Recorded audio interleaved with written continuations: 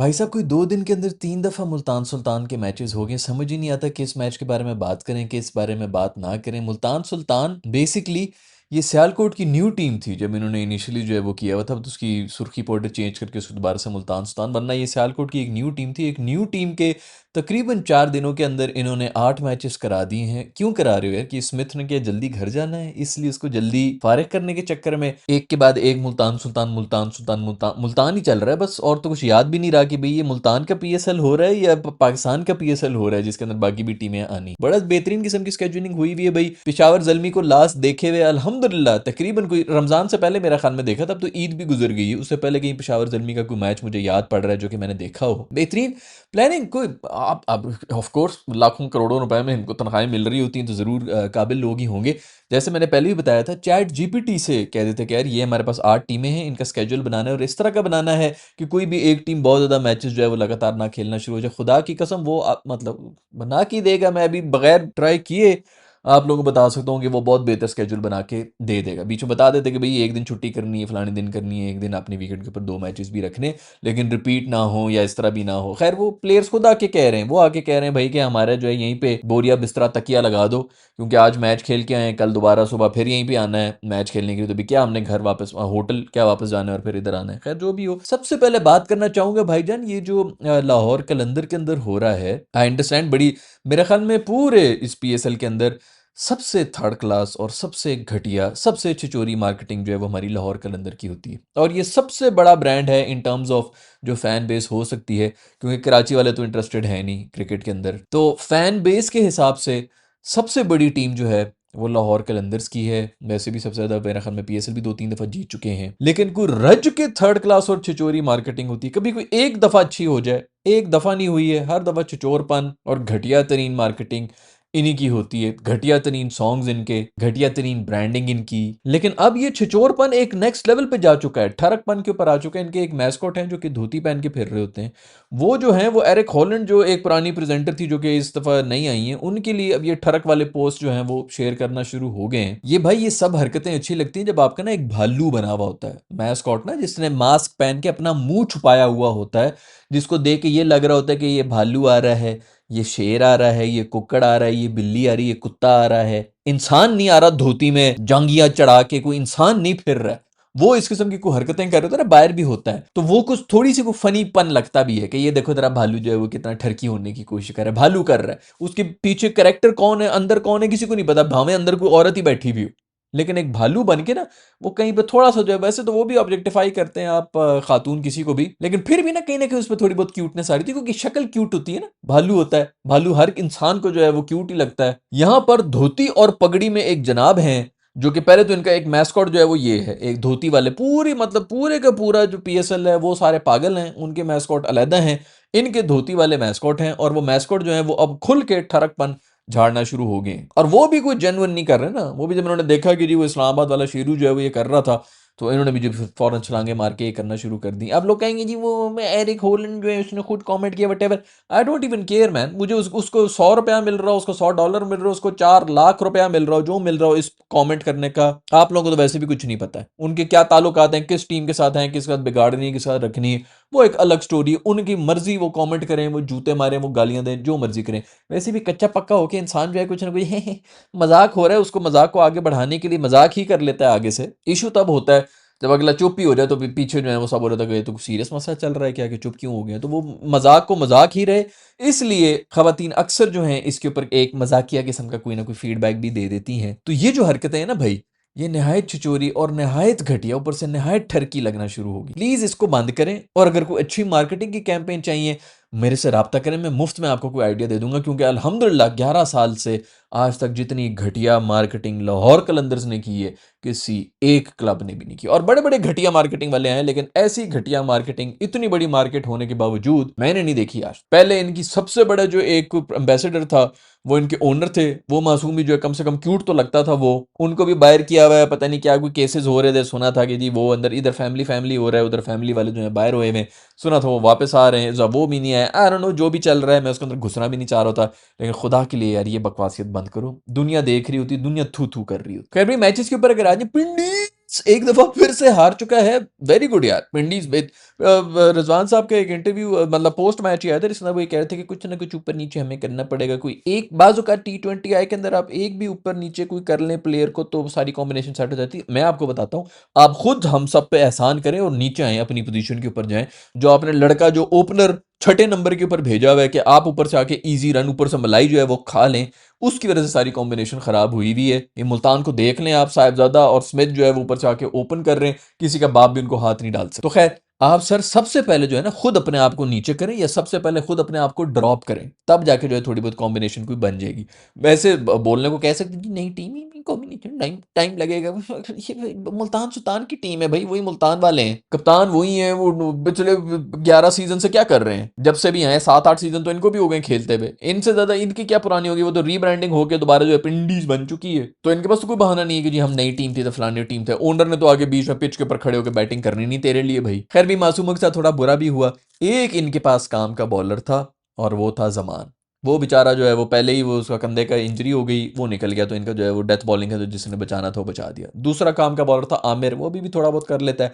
तीसरा beauty parlour साहब जो हैं वो भी इंजर होकर चले गए हैं, नसीम साहब भी चले गए हैं, और वो भी कुछ सही टाइम के ऊपर इंजर होकर निकल गए हैं। वही जो कमर शमर पकड़ के गया था, मोस्ट ऑफली कुछ सीरियस ही हो गया, जो पूरा उसके अंदर पीएसएल में वो नजर नहीं आएगा। लेकिन जो भी हो भाई, मासूमों के पास जो थोड़ा बहुत प्लान था वो इसी के ऊपर था कि हम पेस सेंसेशन से ये करेंगे वो करेंगे, वो भी अब खत्म हो गया। उनकी पेस सेंसेशन ने वैसे जो करना था वो भी कर लिया था, हमने देख भी लिया था उन्होंने आगे जो करना था। जमान की बेस के ऊपर इन्होंने चलना था जो भी चलना था, और उसको फिर उन्होंने साइड पे कर देना था कि उसमें वो थोड़ा एक्स फैक्टर नहीं है, फलाना फैक्टर करके उसको साइड पे किया होता है, जैसे कि शान मसूद को साइड पे किया हुआ है। 2 साल से गालिबन बोल रहा हूं मैं इन वीडियोस में कि आपको शान मसूद जैसा कप्तान चाहिए। ये भी नहीं मैं कह रहा होता भाई कि ये इसको टीम में होना चाहिए कि नहीं होना चाहिए। सबसे पहली बात ये, पढ़ा लिखा आदमी कोई ना कोई सॉल्यूशंस निकाल लेता है, वो कोई पढ़े लिखे तरीकों से ही ढूंढ के लाता है, पढ़े लिखे लोगों को कंसल्ट करता है, वहां पर अपने किसी बंदे को जिसको नहीं इतनी नॉलेज है उसको कुछ बेहतर गाइड कर लेता है। जरूरी नहीं है कि वो आके जो है 6 बॉलों के ऊपर 6 छक्के मारने वाले जो है बहुत बड़ा प्लेयर होता है।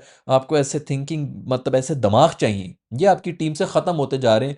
2010 के बाद से सबसे बड़ा मसला ये हुआ है कि ऐसे थिंकिंग लोग जो थे वो आपकी टीम से निकले हैं, और ऐसे जाहिलों के हाथ में हमने वो डाल दिया है, जिनको बस सिर्फ जो है वो प्लाटों और प्लाजों और इन्हीं सब चीज़ों की भी रोटी गैंग फलाना गैंग मेरी रोटी। और इसीलिए सिर्फ और सिर्फ इसलिए कि आपका इस वक्त सारी की सारी जो पावर के अंदर थी वो रोटी गैंग थी, जिन्होंने इधर जाके रोटी खानी तो उधर जाके रोटी खानी। ये बंदा है फिटनेस फ्रीक, इसकी कोई वो जीन्स वाली फिटनेस नहीं है जो आप देख रहे होते हैं कि जी फलाना जो है बचपन से ही पतरा चलता आ रहा है तो पतरा चल रहा है, फलाना जो है बचपन से ही बड़ा जोर वाला है तो वो जोर वाला भी आगे चलता हुआ आ रहा है। प्रॉपर पता चलता है कि उसने अपनी डाइट वगैरह का ख्याल रखा है, प्रॉपर फिट हुआ है। वो इसीलिए क्योंकि पढ़ा लिखा है। इंग्लैंड में जाके प्रैक्टिस करता है वो इसीलिए क्योंकि पढ़ा लिखा है। उसको अभी पता है कि जी T20 आई के लिए किस तरह की बैटिंग करनी है, चेंज कर ली अपनी अप्रोच वगैरह को, इसीलिए क्योंकि पढ़ा लिखा है। आपको बात करने की तमीज है। लोग इससे सड़ जाते हैं, मुझे इंग्लिश पहुंचे, और ये सब वो सड़ रहे होते हैं जिनको इंग्लिश सुन के कॉम्प्लेक्स हो जाता है। कहीं ना कहीं अंदर तो वो बैठा है ना, चोर तो बैठा है ना, जो अंग्रेजी बोल रहा था उसे थोड़ा बहुत कच्चा पक्का होना चाहिए ना, हमारी तरह करनी कि इसको इसको गाली दे दो, इसको गाली दे दो। वो गालियां दे दे के इनकी टीम ने जो हमारे सारे जमा हुए हुए थे जाहिल, उन्होंने इसको बाहर किया हुआ था। वर्ल्ड कप के अंदर जो आपने ऑस्ट्रेलिया के अंदर जो एक कोई वर्ल्ड कप के अंदर परफॉर्मेंस दी है, तो उसके अंदर आपका टॉप स्कोरर मेरे ख्याल में यही था, और इसी ने ही बचाया था आपको, ऐसे ऐसे मैचेस के अंदर आके बचाया था। मैं उस वक्त भी बोल रहा था भाई इस बंदे को टीम में होना चाहिए। ये उस परफॉर्मेंस के बाद इंडिया वाले वर्ल्ड कप के अंदर ड्रॉप हुआ था, और वो T20 आई के अंदर ये था, ओडीआई के अंदर से ड्रॉप हुआ था। आज तक कोई मुझे बता दे उसके पीछे क्या रीजन था। अगर पर्सनल रीजन नहीं थे तो और क्या रीजन थे। अगर आप कहीं भी परफॉर्मेंस की बेस के ऊपर 1.5 महीना पहले एक बंदा आपकी टीम को बचा रहा है नीचे से आके, हर प्रेशर सिचुएशन के अंदर आके, वो भी T20 आए, वो भी ऑस्ट्रेलिया की कंडीशंस के अंदर, उसको हमने टीम से निकाला हुआ था। और सिर्फ यही इशू था कि वो कैप्टन मटेरियल इनको पड़ गई थी कि ये अगर थोड़े बहुत और परफॉर्म कर गए इसको कंफर्म इन्होंने कप्तान बना देना, और फिर हमारे मसले खत्म हो जाए। हम तो रोटी गएंगे यार, हम यार यार दोस्त हैं हम सारे, ये वो ये पढ़ा लिखा बहुत ही अपने आप को कुछ समझते हैं, स्टाइल देखो इधे। इसको हमने बाहर कर दिया, इसको हमने टेस्ट का कप्तान बना दिया, और उसके अंदर भी हम जो है बाद में ये लगे हुए थे कि यार टेस्ट में भी इसको नहीं होना चाहिए तो फलाना भी। अब टेस्ट भी उसको निकालने के चक्कर में थे। तो शुक्र है पीएसएल के अंदर मैंने ये वीडियो बनाई थी, जो ऑक्शन हुआ था उसके अंदर मैंने कहा था इसको, मेरे ख्याल में 60 लाख के कितने में खरीदा था, और मैंने कहा था आप लोग देख लेना कि आके करता क्या पीएसएल के अंदर, निकाल के देख लो। 1.5 महीना पहले 2 महीने पहले की वीडियो होगी जिसके अंदर मैंने जिक्र किया था जब ये ऑक्शन में सबसे सस्ता बिका था। वो इसीलिए क्योंकि नजर ही नहीं आ रहा, हालांकि उसमें बहुत पोटेंशियल है। और जो बंदा पढ़ा लिखा होता है वो हर जगह पे सोल्यूशन निकाल लेता है। पिचेस कैसी ऐसी हैं, यहाँ पर क्या होता है, बॉल टर्न होता है तो स्पिनर्स के लिए तैयारी करनी है, बाउंस होता है तो बाउंस के लिए तैयारियां शुरू कर देते हैं, और कुछ नहीं, तो मेरी ये वीकनेस है, मैं इसके ऊपर काम करूं। बार बार अपने आप को अपग्रेड कर रहा होता है। जो पढ़ा लिखा आदमी होता है वो दुनिया में हर जगह जा रहा होता है, उसको पता होता है कि मैंने सारा की सारी इन्वेस्टमेंट इस पे लगानी है,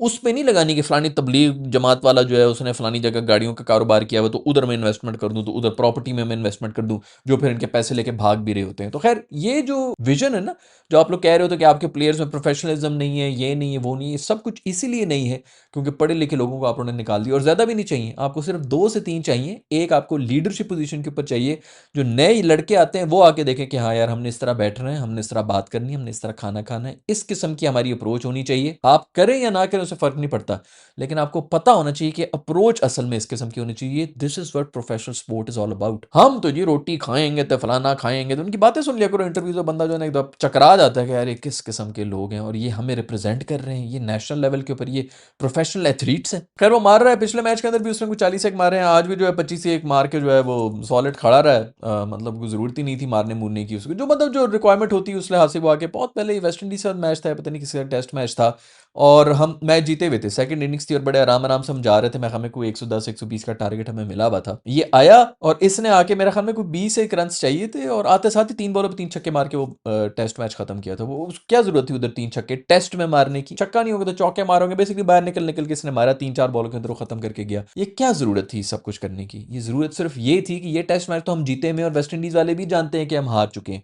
अगले टेस्ट मैच के लिए एक मैसेज आना चाहिए कि बेटा हमने डोमिनेट करके ना तुम्हें वो भी की तरह पिछाड़ा है, ताकि अगली बार जब वो आए अगले मैच में तो वो प्रेशर में आए कि यार बड़ी बुरी तरह से इन्होंने जलील घसीटा भी है हमें मार। ये मैसेजेस जाना नहीं बड़ा जरूरी है। मैच तो आप जीत जाते हैं, हमारा यही होता है 115 का हमें टारगेट होता है, हम किल करके 4 आउट हो गए, 5 आउट हो गए, वो दूसरे भी जो है थोड़े स्निफ में आ रहा था कि बेटा पकड़ तो हमने इनको लिया ही था, वो इसीलिए क्योंकि इसी अप्रोच टिमिड अप्रोच की वजह से हम हारते रहे। तो इस तरह के माइंडसेट वाले लोग जो है ना आपको बहुत चाहिए। कप्तान ही था, मुझे अब से याद नहीं कि वेस्ट इंडीज का मैच था कि इंग्लैंड का मैच था, कि जिसका भी था I am sure West Indies का ही था, और मैंने जरूर उस वीडियो के अंदर भी ये जिक्र किया होगा कि ये जो अप्रोच होती है ना अगले मैच के लिए, उसके लिए मैसेज देके गया ही। खैर दोस्तों ये स्टोरी इस वक्त तो सिर्फ मुल्तान प्रीमियर लीग हो रही है जिसके अंदर मुल्तान के मैचेस ही चल रहे हैं। मुल्तान वालों को बहुत बहुत मुबारकबाद हो, एक और मैच वो जीत चुके हैं, और सियालकोट वालों को मुबारकबाद हो जिन्होंने ये टीम बनाई थी। बेसिकली वो जिस बंदे को जो है सब लोग गालियां दे रहे थे कि ये हो गया वो हो गया, भाई पैसे नहीं है फलाना नहीं है, उन्होंने बड़ी ज़बरदस्त किस्म की बैलेंस्ड टीम बना दी थी। और फिर जो है वो उसको अभी सोचो कि अगर ये सियालकोट की टीम होती, नई टीम होती और ऐसी सॉलिड किस्म की बन रही होती, क्या एक ज़बरदस्त किस्म का मैसेज आता कि नई टीम आई है और छा गई। बट चलो जिसका जो नसीब हो, मेरे हमें मुल्तान के नसीब में था ये, और हो सकता है कि जो अभी ओनर हो उन्होंने भी जो है बल्कि किया होगा, उसने ऑफ कोर्स किया, वो खुद भी क्रिकेट खेला हुआ है, उसने जाकर हर प्लेयर को जो है कॉन्फिडेंस दिया होगा, यंग लड़कों को कॉन्फिडेंस दिया होगा, जिस वजह से वो भी अपना 100% दे रहे हैं। जो भी हो बहुत ही सॉलिड। साहिबजादा फरहान एक दो फिर से मेरा ख्याल में सबसे ज्यादा साल के छक्के वक्के उसके हो चुके हैं, और इस वक्त उसने 3 4 छक्के भी मारे हैं। वो बांग्लादेशी हमारे भाई जो हैं